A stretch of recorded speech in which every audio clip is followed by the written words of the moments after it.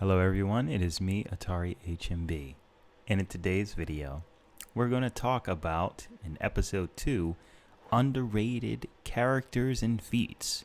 In this analysis, we'll be discussing one of the most impressive feats of the anime series coming from Kurama, also known as Shuichi Minamino, because he did this in his base form. So stay tuned and let's begin. Now, before we begin the feat analysis, I think it's important to paint a little bit of perspective on exactly how impressive Kurama is. Kurama is a character who later became an S-class, of course, when he revealed his Yoko form, originally versus Sachidono.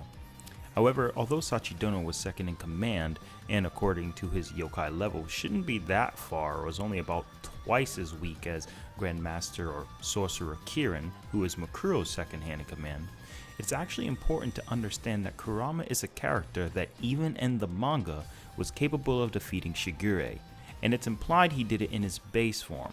The reason we know this is because Kurama exclaims how he doesn't know how he beat Shigure. But let's be realistic, his Yoko form was up to at least 150,000, so it should have been logical that he was far stronger than Kirin, Sachidono, and Hokushin even if you combine them. So if Kurama is above all of them combined, why would he struggle against Shigure, who was one of the weakest of Makuro's inner circle? Well, the reason for this is because it's likely implying Kurama didn't use his Yoko form.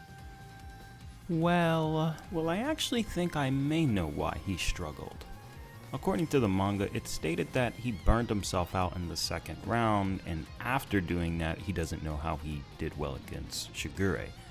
Though I don't know how that makes any sense, because if you look at one of the first pages, Shigure is the second round. Now, my guess is it's probably either a mistranslation or just a missing piece of context. Remember, they had like a giant free-for-all essentially, which could have been the first round, and I guess after fighting Polygonum, I guess that's who burned him out, even I guess while using his Yoko form. So it could be implied Shigure has gotten much stronger in the manga adaptation. Wait, is that Tuan whereas from in the Dark anime, Cloud? they kind of imply, well, he wasn't Tuan's in even a S-class. chance against base form Kurama. A bit strange because, as we could see within the anime adaptation, Kurama actually refused to rely on Yoko, which is quite strange, or at least Shuichi Minamino refused to rely on Kurama, I should say.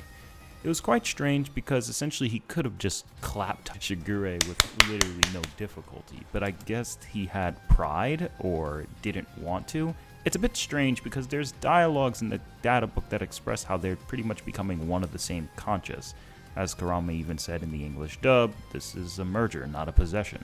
So it's quite strange that he made this decision, but nonetheless, besides Kurama pulling off a Dragon Ball Z moment by holding back, this still expresses how he was still able to defeat Shigure, at least relativistic to being burnt out. So it still implies Kurama was still pretty much a beast, and I guess this off-screen Polygonum is an absolute monster who we don't know about. But you get the picture. Nonetheless, first give you an explanation beforehand. Now, thanks to Yu Hakusho Forever, which is a great Tumblr that I recommend you following if you want to be more up-to-date on Yu Hakusho guidebooks that aren't translated. As you know, in a better way I can say Yu Hakusho Forever is pretty much the Herms of Yu Hakusho series in terms of actually finding correct and accurate translation and understanding author's intent, kind of like how Herms and Magikarp Rachel did for Dragon Ball when giving us translations for the Daisenshu's.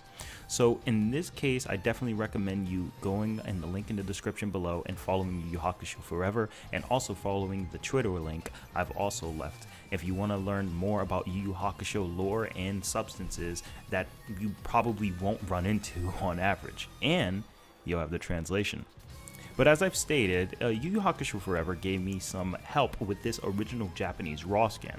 According to it, Koema actually describes Demon World as, or the Mikai, being as infinite, or more so endless. In this case, it could be a hyperbole for the most part, but the main impression is it's far larger than the human world. And I have some pixel scales to actually back that up, as you could see. And given with these scales itself, or these scans, it pretty much implies that mountain Yusuke blew up against Sensui. Yeah, that probably wasn't a mountain. It was probably more so like, you know, a small island size thing he blew up. Although it doesn't seem that way, if you pay attention to the background with proper pixel scaling, you get better context. Demon World is absurdly huge, and we're going to actually tackle into that. But before we do, let's go back and look at the feat that Kurama pulls. You can never plan too far in advance. You're going to need much more power than you have if you think you can unearth the Oka Ninja route. I will not resort to using Yoko.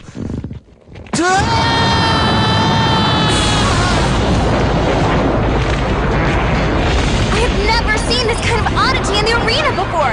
If I'm to understand this one, Kurama must have planted the seeds for this Oka Ninja route thousands of years ago, with the knowledge that he could revive the roots if necessary in the future.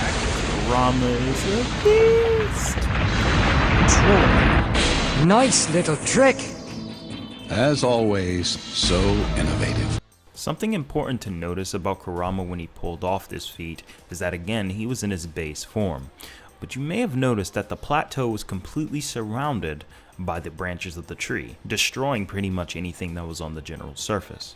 Now, for the most part, this doesn't look too crazy or impressive, but when you factor in that this area or this arena has its own slight curvature, it's implied that it's probably far larger than a mile. In fact, the general curvature of the normal Earth wouldn't be seen for several miles, so it's likely that these terrains, according to the manga, are actually consistently naturally occurring, and that they're not really artificial. The terrain itself is natural in this context, and given the mountain is where it is, it's more than likely that these giant plateaus, as you may have seen in the pixel scale before, are extremely far larger than the regular human world. But what I'd like to say is the fact that it has such a savanna, a desert, a literal jungle, and a lake should imply that it's probably along the lines of small continental or extremely large country level. The reason I say that is because, again, mountains in the Makai are not the same as mountains in the human world. That is very important. And again, a savanna, or even the smallest savannas that we can give a comparison to, would be of this size. Again, it's not an appeal to reality per se, so long as you have a context that you can correlate to something within real life to give a proper or general scale. It's the same reason why I took Qinzhao's ice continental feat and compared it to the Antarctica, because that's the closest continent we can think of made of ice. So given these comparisons are fair when it comes to having a quantifiable analysis.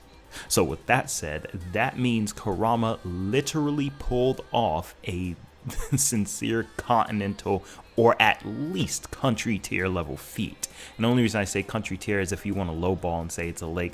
Well, again, the smaller lakes like the Great Lakes or so, those are actual lakes. And if you want to use like a very small lake in this example, you can. But I think it's unlikely that Kurama would struggle that much to put out that much power, or yokai in this case, especially considering he should scale above Shigure or be equal to, which Shigure is solidly at least equal to or stronger than Sensui, a being who stated he cannot use all of his yokai in the human world. And we already know A classes are country level itself within context and statements, so I think that Kurama being continental in this case is a lot more consistent.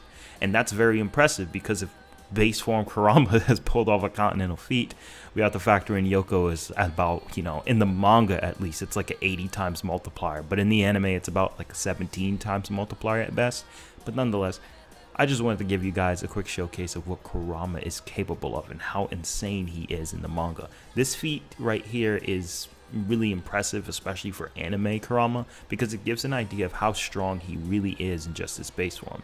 As a side bonus, Yū Hakusho Forever once shared with me an interview with Togashi in it, where he expressed that Kurama is actually able to kill everyone in the country of Japan with just the pollen of cedar, which is an earthly realm plant, implying that Kurama, even with a basic cedar plant, has so much yokai he could literally pretty much murder everyone, or almost everyone in Japan easily. And I'm assuming when he says almost, he may not be including Yusuke, Kuwabara, and Hiei. Maybe Genkai is included in there, as well as the, the first spirit detective. I forgot what her name was. But Nonetheless, that should explain pretty much everything. Now, that should tell you how strong Shuichi Minamino really is. And with that, be sure to like, comment, and subscribe, and let me know who you may want to see in the next Characters and Feats analysis. This has been episode 2, and this has been Atari HMB, and I'm signing off. Peace.